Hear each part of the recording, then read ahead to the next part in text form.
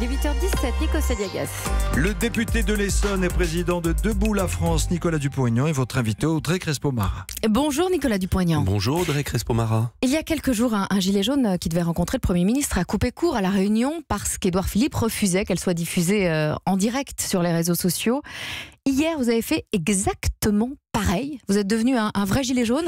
Non, j'ai simplement voulu dire au Premier ministre, avec qui j'ai eu un échange cordial d'ailleurs au début, qu'au-delà de la crise du pouvoir d'achat, et on va en parler j'espère parce que c'est l'essentiel, il y a une crise de notre démocratie, il y a une crise de confiance absolument effrayante entre le peuple français et ses élus, et il y a un besoin de transparence, de fonctionner autrement, et je voulais, et je pensais d'ailleurs qu'il accepterait, non, vous savez qu'il refuserait, il avait refusé avant vous, il n'y avait pas de raison qu'il accepte. Mais pourquoi pas Il faut changer, il faut que les Français comprennent que les hommes politiques ne sont pas sur une autre planète, qu'on peut échanger, et comme je lui remettais des propositions concrètes pour sortir de la crise, j'avais envie qu'elles soient connu des Français, on allait parler des Français, on pouvait parler devant eux, sans avoir l'air de faire des manœuvres d'appareil politique. C'est pas une question d'appareil politique. Il y avait un peu de cinéma là-dedans quand même. C'est une question de confiance des Français. Je vous assure, si on ne renoue pas la confiance, on ne redressera pas la France sans les Français. Alors, Nicolas Dupont-Aignan, Édouard Philippe va annoncer un moratoire sur les hausses des taxes des carburants, puisque c'est là l'essentiel, ce sont les sources gouvernementales. C'est ce que demandait l'opposition et même une partie de la majorité, François Bayrou notamment. Ça va dans le bon sens, un moratoire sur les hausses des taxes des carburants ? Enfin, c'est ce que je me demandais il y a 3 semaines, enfin il y a même 6 mois quand elles ont été lancées. Enfin, alors moratoire, ça veut dire quoi ? Si c'est pour sauver la face, c'est une annulation. Ou alors est-ce que c'est pour, tromper à nouveau les Français et revenir dans 3 mois ? Je ne sais pas. En tout cas, moi, je ne vais pas bouder mon plaisir parce que je pense qu'aujourd'hui, la crise est tellement grave qu'un responsable politique ne doit pas jeter de l'huile sur le feu.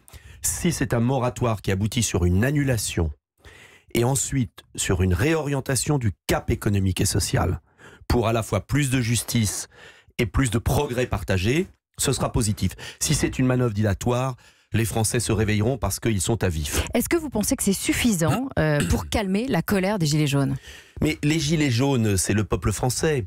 Il n'y a pas la colère des Gilets jaunes, il y a la colère d'un peuple, surtout ceux qui travaillent. Mais est-ce que vous pensez que c'est suffisant ce moratoire ? Je ne crois pas aujourd'hui parce que le gouvernement a trop tardé.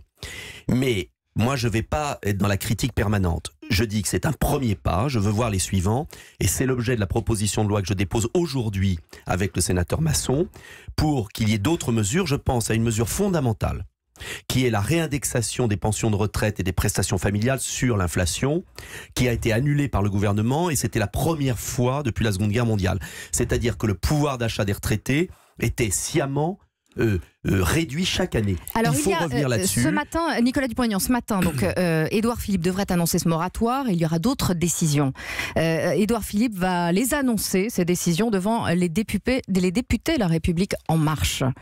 Est-ce que ça vous surprend que ce soit uniquement devant ces députés ? Je préférerais que ce soit devant tous les députés, mais bon, écoutez, moi je veux pas polémiquer sur des détails. Autre information ce matin, Nicolas Dupont-Aignan, la réunion qui devait avoir lieu aujourd'hui entre les Gilets jaunes et Édouard Philippe est annulée, on l'a appris ce matin, pour des raisons de sécurité. Est-ce que vous ne sous-estimez pas la violence de ce mouvement ?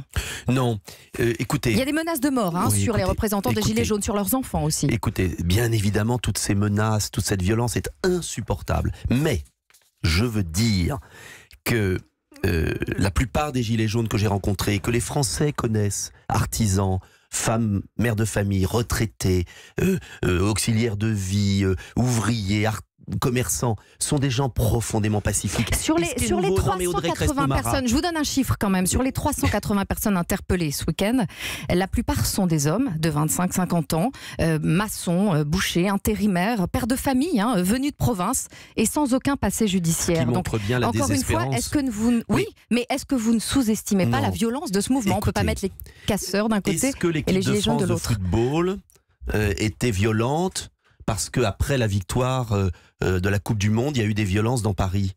Non. Arrêtons. Bien évidemment que dans tout mouvement puissant d'insurrection, il y a des actes de violence. Simplement, ce que je veux dire, c'est que des personnes qui n'avaient jamais manifesté, qui travaillent, qui veulent la récompense du mérite, qui ne veulent pas être accablées de taxes, qui ne veulent pas d'injustice à ce point, ne sont pas violentes. Et je peux vous dire, pour les avoir rencontrées, être sous la pluie, dans le froid, des jours et des jours, des nuits et des nuits, parce que simplement, on ne peut plus vivre de son travail, parce que les taxes ont tellement augmenté qu'on ne peut plus se chauffer l'hiver. C'est pas un mouvement qu'il faut prendre à la légère, et ce ne sont pas 300 casseurs qui peuvent décrédibiliser des millions de Français. Nicolas Je veux qu'on revienne. Et si le gouvernement, pardonnez-moi Audrey Crespo-Mara, avait compris ça en allant écouter les Français et en cessant de les mépriser, on n'en serait pas là. Maintenant, ce que je veux, c'est qu'on récompense le travail en France et qu'on taxe davantage les produits importés qui polluent, la concurrence déloyale, car le problème de fond, c'est qu'il y a de moins en moins de bases taxables en France et que les Français qui bossent en France sont surtaxés. Il faut donc revoir, au-delà du moratoire, de l'annulation des taxes, j'espère que ça va durer, il faut revoir le système économique dans lequel nous vivons. Parce que sinon, l'appauvrissement collectif des Français va continuer. Il faut mieux partager la richesse, Nicolas mais il faut créer de la richesse. Vous êtes c'est l'une des mesures les plus populaires chez les Gilets jaunes, le rétablissement de l'impôt sur la fortune. J'imagine que vous êtes pour ?